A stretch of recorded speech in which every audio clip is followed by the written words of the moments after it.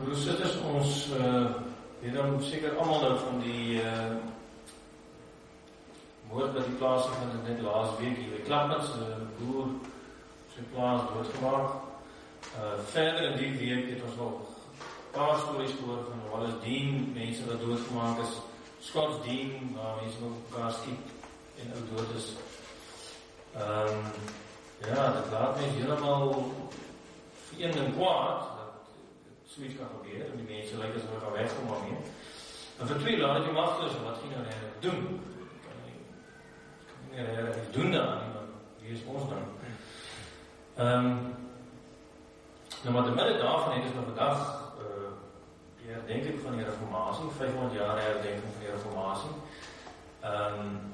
So 500 jaar terug het Martin Luther basies teenoor die groot Rooms-Katolieke Kerk gesê, maar die vergifnis van die gewone lidmaat, jy kan nie vir hulle betaal daarvoor. Vergifnis kan nie gekoop word. Dit is iets wat God vrylik gee. Dit is wat Martin Luther toe in die Bybel herontdek het, en toen ook geleer het, en die groot machtige kerk was nie baie gelukkig daarmee nie. Maar ons het in die afgelope paar keer, het ons nou eintlik gepraat oor hierdie thema van heiliging, hoe die gelowige, as hy nou soos ons nou tot geloof kom, en hoe jy dan nou die lewe van die geloof moet leef. En dan het ons nou gesê, dat die reformatie van ons mooi geleer, dat jy kan nie in iets in jouself jou heiligheid gaan toets. Vandaan gaan ons allemaal in afval drijf. Ons is, ook ons verlossing, kan ons nie iets gaan toets in onsself nie. Ons nie, soos hier belydenisskrifte sê, hoedanigheid, daar is nie iets, 'n ding in jou, waarin jy kan gaan toets, of jy dan nou geloof. Die probleem daarmee is dat ons nou ons goeie werkies gaan opnoem, daar is dan ons sê, oké, wat lyk dan as ek nog heel wat goeie werkies doen, en dit beteken dat ek is daarom seker gelovige. Het probleem daarmee is, jy gaan nooit seker wees nie, jy nou genoeg op die lysie, het is min op die lysie, die ander ding van die lysie is natuurlijk, dat jy hooghartig word. Jy sê, op die daai slegte mense, ek het dan nog die 3 goedjies op my lys, maar hulle het nog 0 op hulle lys, en dan groei daar hoogmoed, eie geregtigheid, nee? So wat ons vorige keer al gesê het, is dat God spreek ons nie net vry, hy gee op ons heilige. Hy verklaar ons heilig. Nie omdat ons het is nie, maar omdat Jesus dit namens ons was. Goed. En dan wil ons nou 'n bietjie verder bespreek hierdie saak van die heiliging, en ons gaan dit doen na aanleiding van 2 van die bekende reformatore, een is Martin Luther, en die ander is Johannes Calvin. Dit is 2 van die bekendes, en die voorlopers van die reformatie. Nou goed, Martin Luther het probeer om hierdie lewe nie verloof te beduidelik, en hy het gesê, hy het van Latynse terme gebruik waarmee hy probeer illustreer hoe hierdie lewe is. Hy het gesê, ons as mense is simul justus et peccator. Dit klink erg, maar simul klink so simultaneous, dit beteken tegelijk. Justus is soos justice, is rechtvaardig, et is een, peccator is 'n sondaar. So wat hy gesê het, is ons is tegelijk, terselfdertyd, verlore in ons sonde, 'n sondaar, en volledig rechtvaardig en heilig in Christus. Dit klink nogal vir ons 'n bietjie snaaks, want ons het die idee dat die geloofshalwe groei, jy gaan nou al deur die hekkie van die geloof, jy kom tot bekering en so, dan groei jy nou en jy raak al groter in die geloof dan. Dis hoe ons het min of meer vir ons voorstel. Maar ek het nou net willen wys wat die probleem daarmee is, en dan begin ons nog bietjie doen, en dan laat ons nou so half hierdie geloof, die genade, en so is 'n bietjie agter, want dan leef ons dan. Die probleem daarmee is dat ons nie genade, soos die Rooms-Katolieke het ook gesien, by die nagmaal kry nou soos 'n bietjie juice, 'n bietjie petrol, en dan jy het nog daai geloof en alles gehad, maar dan met die petrol, dan gaan leef jy nou die lewe van die geloof. Die probleem hiermee is dat die verband tussen wat Christus gedoen het en wat jy doen, is dan nie, word nie gehou nie. En Luther het probeer wys, daar is 'n onmisbare verband tussen wat Christus gedoen het vir jou en hoe jy as gelowige in die lewe leef. En as jy band verbreek, nou, en dan toets of jy heilig genoeg is om vir God te beïndruk. Dit is sinneloos om dit eers te probeer, want ons is volledig strafbaar vir God. Goed, so hy het gesê, ons is tegelijk sondaar en rechtvaardig, en dit verander, dit is die toestand waarin ons onsself bevind. Nou die ander een persoon van die reformatie, Johannes Calvijn, hy het op 'n ander manier probeer verduidelik. Hy probeer sê, omdat ons in Romeine 6 lees, ons sterf saam met Christus in die doop, ons word opgewek in die nuwe lewe. Hy sê, dit is die manier van lewe en geloof. Ons moet sterf en opstaan. En die woorde wat, die Latynse woorde is mortificatio, ons moet doodgaan, en vivificatio moet lewend gemaakt word. En hy sê, jy kan nie die doodgaan na op jou bekering sien, en dan gaan jy nou die hele rest van die lewens in die hele maak. Hy sê, dit werk nie so nie. Hy sê, elke tree, eintlik elke oomblik van ons lewe, moet ons deur die Gees bewus gemaak word daarvan, dat ons vir ons sonde in Christus moet sterf, en deur Jesus Christus opgewek word in 'n nuwe lewe. Dit is daaglikse vernuwing, daaglikse sterf aan die ou sondige self, en daaglikse opwekking deur die krag van Christus. So jy kan sien, dit is moeilik om te praat van 'n voortgang, van ons raak op trappie 6 nou al, of trappie 10. Eintlik beteken dit ons bly op die eerste trap.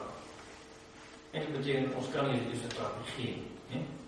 Christus gee vir ons sy heiligdom. Hy gee ons sy geregtigheid. Hy gee ons sy nuwe lewe. Dis iets wat jy self nog gaan uitwerk. Goed, nou om dit te illustreer, het jy hierdie gedeelte gelees van die man in die misdadiger daar in Lukas 23. Wat jy het is vir Jesus in die middel, en aan die regterkant 'n misdadiger en aan die linkerkant 'n misdadiger. Nou elkeen van hulle, die woord wat daar gebruik word, is slegdoeners. So hulle dade is sleg, né? Moord gepleeg, roof, weet jy wat al sou doen nie, en hulle die doodstraf verdien.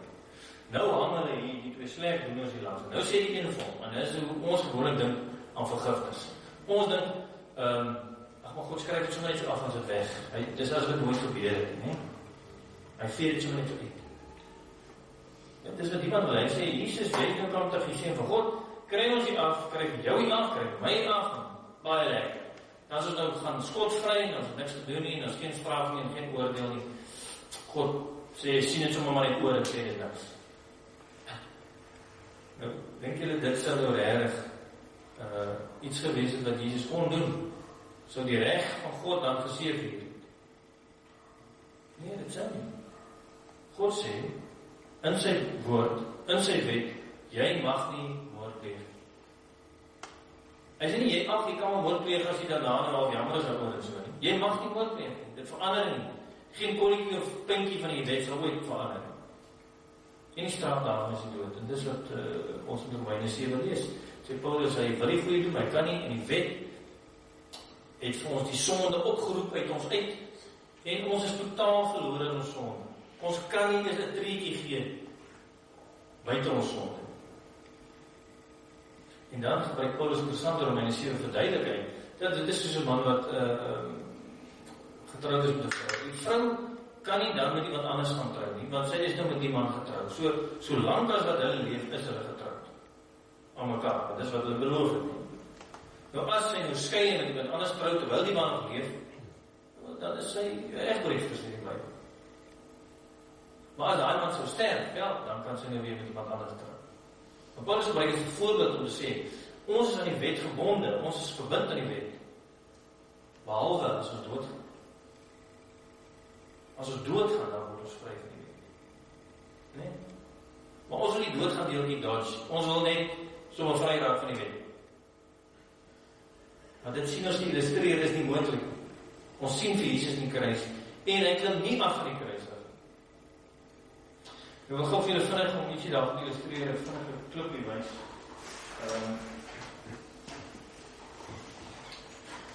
Goed, dis die verhaal wat julle daar ken, dis Dead Man Walking, dis 'n verhaal wat nou wat tyd terug gemaak is, van die ou wat verskriklikste verkrachting en moord gepleeg het, en hy is ter dood veroordeel, hy is in die tronk, en hy moet die doodstraf kry. Nou is haar suster wat hom besoek en vir hom omgee, en so op pad saam met hom loop, en dan probeer hy nou die hele tyd saam met haar opneem, dat hulle vir hom afkry, dat hulle sê, maar ons gaan nie die doodstraf toepas nie, jy gaan net lewenslang in die tronk sit, nie? So hy probeer dit die hele tyd, en die einde as hy nou sien, maar daar is geen manier hier, hy gaan doodgaan, dan sê hy van, maar ek het dit gedoen. En dan sien ons in hierdie gedeelte waar sy nie so saam loop op pad, om dan nou ter dood veroordeel te word. Broers en susters, so dan gaan hy nou, nadat hy nou saam die susters overloop het, en sy nou gesê het, Christus is Heer, be the face of love for you, nee. Hulle gaan dit 'n dood veroordeel oor hierdie goed wat hy gedoen het, maar sy sê sy gaan die gesig van liefde wees vir hom. En dan word hy nou ingeneem en dan word hy nou tereggestel met die ouers wat daar sit van die kinders wat nou doodgemaak het.